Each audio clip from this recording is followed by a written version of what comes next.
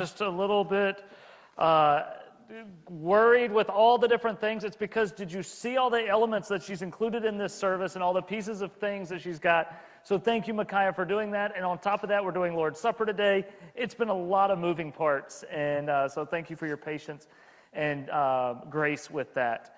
If you have your Bibles, I invite for you to turn to Romans chapter 5 is where we're going to start this morning. Romans chapter 5. We're going to start in verses 1 and 2.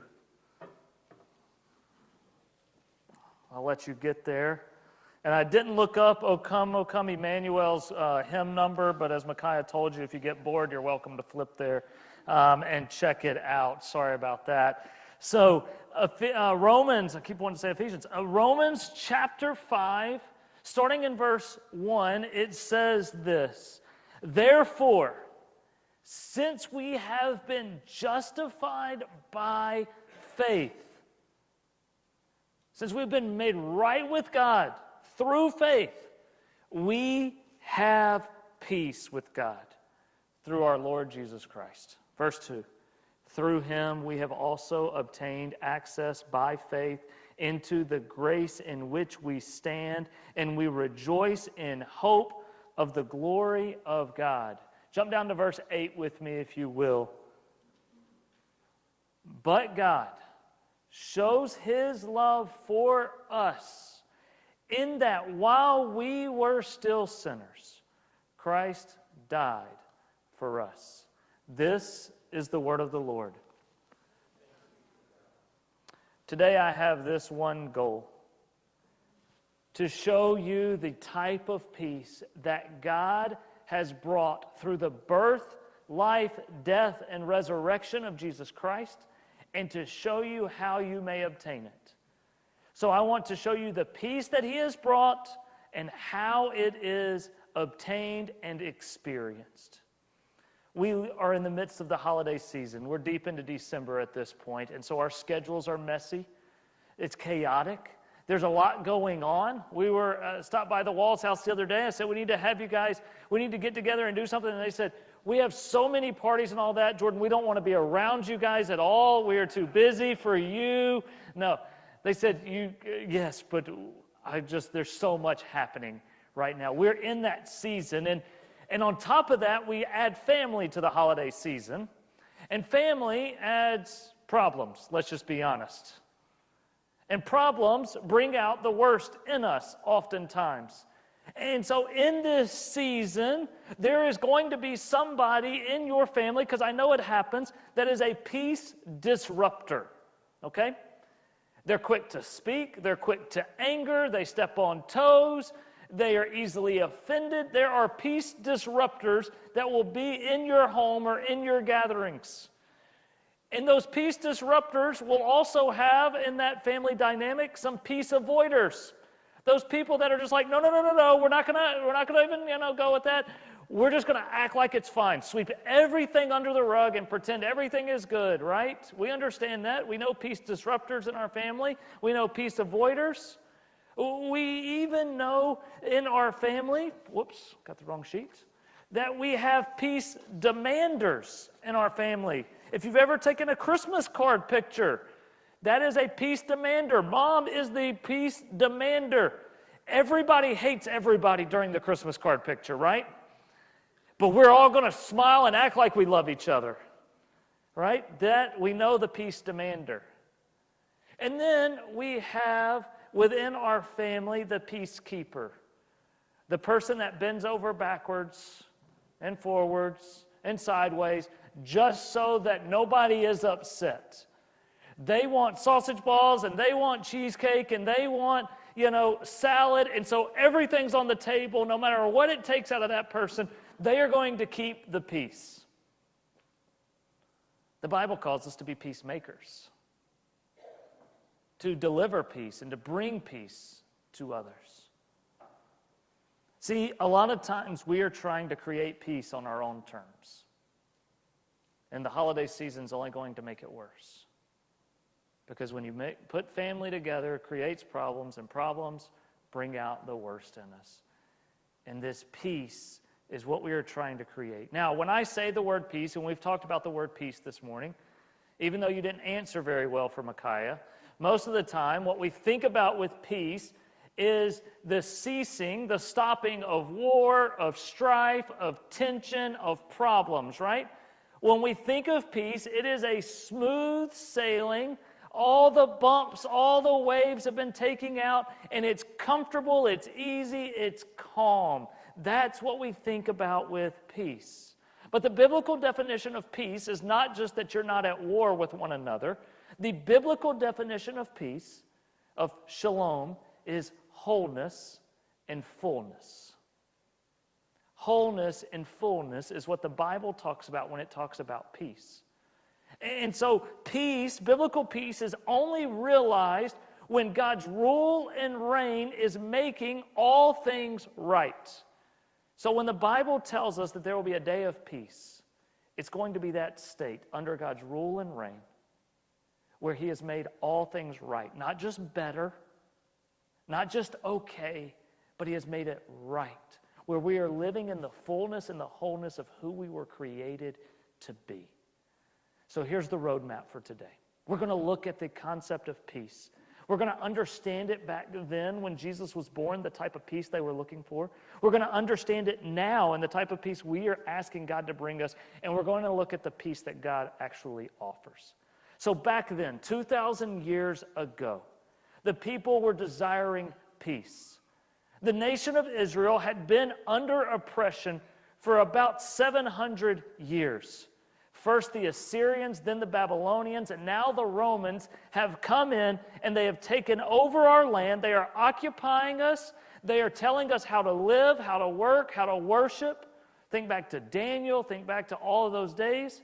And we are tired of it. And so the people of Israel, when Jesus is born, are looking to the promised one who will be the Prince of Peace. It says in Isaiah chapter 9, verse 6, that for to us a child is born, to us a son is given, and the government shall rest upon his shoulders, and he shall be called Wonderful Counselor, Mighty God, Everlasting Father, Prince of Peace.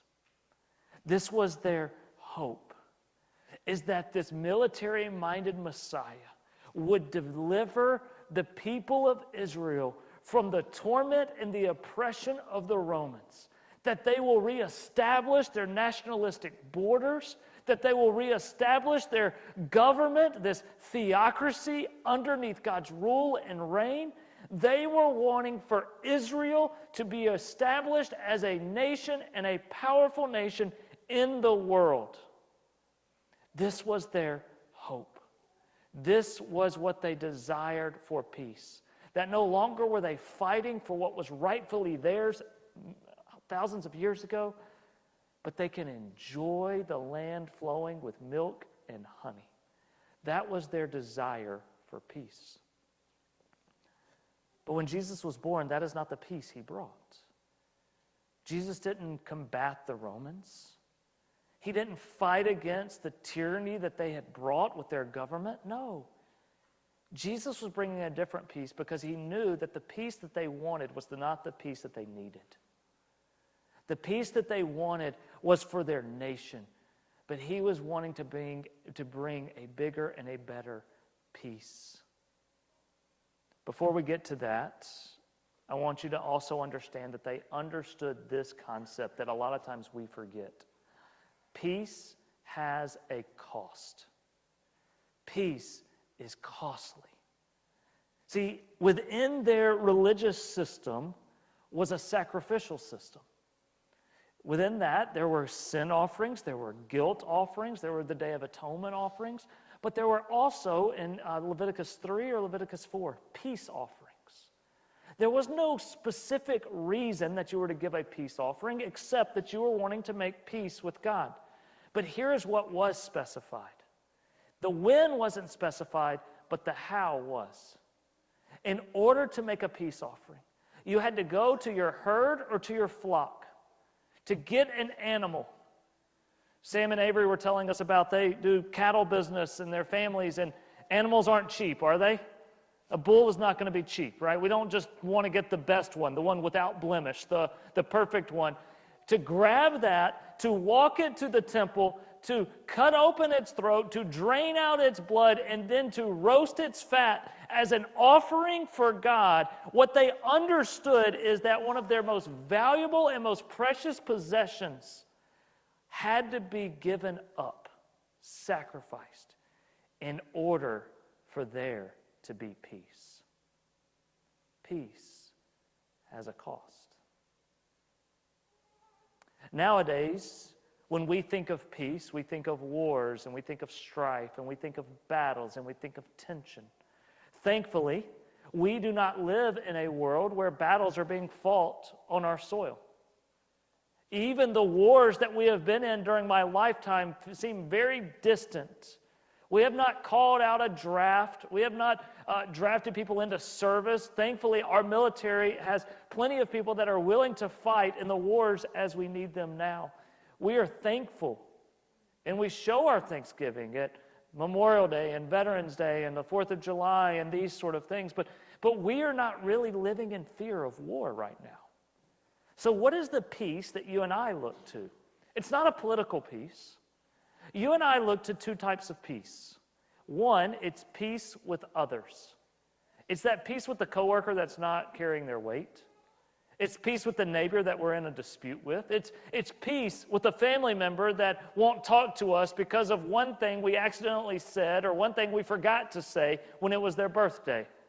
We understand these concepts of peace with others, and we want that tension, and we want that problem, and we want that turmoil to go away. And so we are looking for peace with others. But we also are desiring inner peace. You and I want inner peace. We want to be able to lay our head down at night and not be worried, not be anxious, not be stressed, not be overwhelmed. We want to lay our head down at night and not compare ourselves and our parenting styles and our role as a husband or our role at our job and wonder, are we doing enough? Or fear that somebody's upset with us. See, a lot of us live with anxiety or depression or overwhelming stress because of all that is going on, and we're not at peace inside. We have so much rolling within us, and we never can just rest. Even when we sit down to rest, we do not feel at peace because we feel this burden of what we should be doing. See, you and I are looking for these two forms of peace. Peace with others and peace within. And Jesus says in John chapter 14, verse 27, he says this, "Peace I leave with you. My peace I give to you." Let me read the rest of the verse for us. 14:27. It says this, "Not as the world gives do I give to you. Let not your hearts be troubled, neither let them be afraid." We read a verse like this and we go, Jesus, give me peace with others. Mend that relationship. Heal that situation. We go, Jesus, fix these anxieties. Fix this depressive state that I struggle just to get out of bed every single day. And there's nothing wrong with praying for those things. But the peace that Jesus offers is not just simply peace with others and peace within. Jesus has a greater desire for the peace that he wants to offer, and I'm going to share with you that in about 30 seconds. Let me remind you, though, before we jump into that, the true peace, that you and I also know that peace has a cost. When we have a broken relationship with someone, it may cost us an apology. It may cost us a confession. It may cost us changing how we do something. Peace has a cost. It may cost us a hard conversation, and for a lot of you, that's too much of a cost that you're willing to pay. For inner peace, it has a cost as well. It may cost you forgiving somebody that has wronged you. It may cost you releasing a grudge when you have the right to be offended. Inner peace may cost you accepting that they're not going to change, but you have to decide to love them anyways. Peace has a cost. With that being said, what is the peace that Jesus brings, and why do we light that candle? See, political peace, inner peace, and peace with others are all lesser pieces. There's a greater peace that Jesus has come to bring, and that is peace with God. The peace that Jesus offers is peace with God. It's the peace that you and I need most, even though we think of it least. We get burdened by the tension that we have in relationship. We get overwhelmed by the stress and the anxiety that we feel each day. We get worried about an election, that it's going to change our whole nation. But peace with God is not something we think much about, and yet it is our greatest need. And through the life, the death, and the resurrection of Jesus, peace is brought to every man and every woman who will believe. This is the peace that is going to represent our forever, as Jesus will teach. If you'll flip back to Isaiah chapter 9, it says this. It says, "For to us a child is born, to us a son is given, and the government shall rest upon his shoulders. And his name shall be called Wonderful Counselor, Mighty God, Everlasting Father, Prince of Peace." But read the verse 7. "Of the increase of his government and of peace there will be no end. On the throne of David and over his kingdom, to establish it and to uphold it with justice and with righteousness. From this time forth and forevermore, the zeal of the Lord of hosts will do this." What is Isaiah telling us 700 years before Jesus is born? Isaiah is telling us that there is one to come, the promised one, who will bring about peace. He will be the king, establishing a new kingdom. And the peace that he brings, as verse 7, the main part of verse 7 tells us, is filled with justice and it is filled with righteousness. And that this peace that he brings and this government that he establishes will be one that has no end. It will stand on the promises of God through the lineage of David, and he will bring about this peace. Now, we're going, Jesus has come, and we are not at that peace. So what is going on? I remind you to recall what we talked about last week. We live in the already and not yet. We know what the end is like, even though it has not arrived. And so Jesus, at his birth and the incarnation, becoming flesh, he brings to us a reminder and the hope that all the promises in God will be fulfilled. And he says, "I will return, and I will make all things right." When Jesus came to us the first time, he brought us peace with God. And when Jesus comes again, he will bring peace for all who believe forever and ever. See, Jesus came to make peace for you, not simply to give you inner peace, not simply just to smooth out all the roughness of life and to give you calm and peace with others. He didn't even come to bring political peace. Jesus came to make peace with God. That was our primary need. Why? Because as Ephesians 2 tells us, we were helpless and hopeless. Let's go back. Kelly, you're doing phenomenal back there following me. Let's go to Romans chapter 5. We're going to start reading in verse 6. It says, "For while we were still," y'all fill in that blank. While we were still what? Weak. You are what? Weak. All right. Made you say it, Chris. Sorry. At the right time, Christ died for the who? All right. So you are still what? Weak. And you are the who? Ungodly. Verse 7, it talks about how crazy this is. "For one will scarcely die for a righteous person, though perhaps for even a good person one may dare even to die." Verse 8, it reminds us of who we are again. "But God shows us his love for us in that while we were still" what?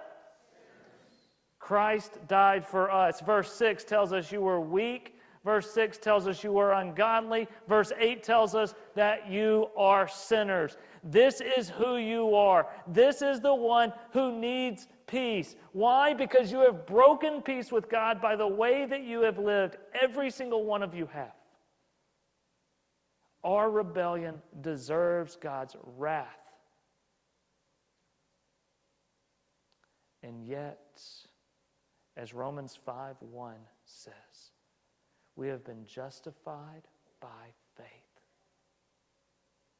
And we have peace with God through Jesus Christ. If you get nothing out of today, I hope you get this point.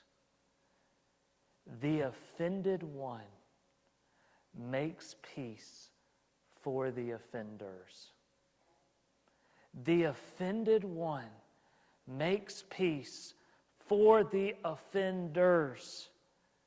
You and I are the problem, and yet He provides the solution. Jesus was born that night in Bethlehem to bring peace.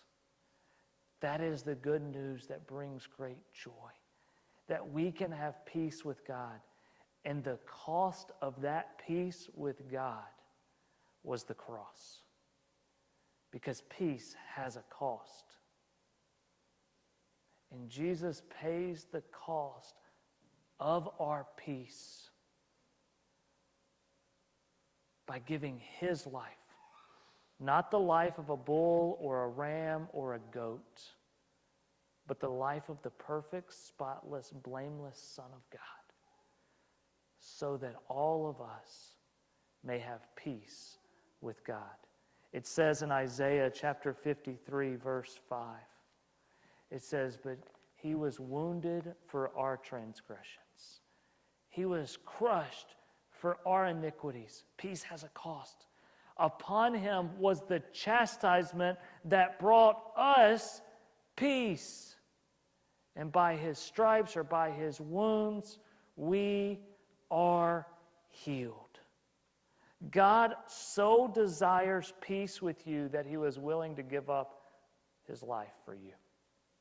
He was willing to endure the cross for you. He so loves you and so desires you. So my question this morning is fairly simple. Do you know that peace that is offered by God? That Jesus Christ gave His life to make peace because you were ungodly, you were weak, and you were sinners. You deserved only punishment, and yet He has made peace. Do you know that peace? Do you know that forgiveness? Furthermore, do you know what it feels like to have your guilt taken away? To have your shame erased? Because that is what it means to bring peace. It's not just salvation. There's peace. The relationship is restored.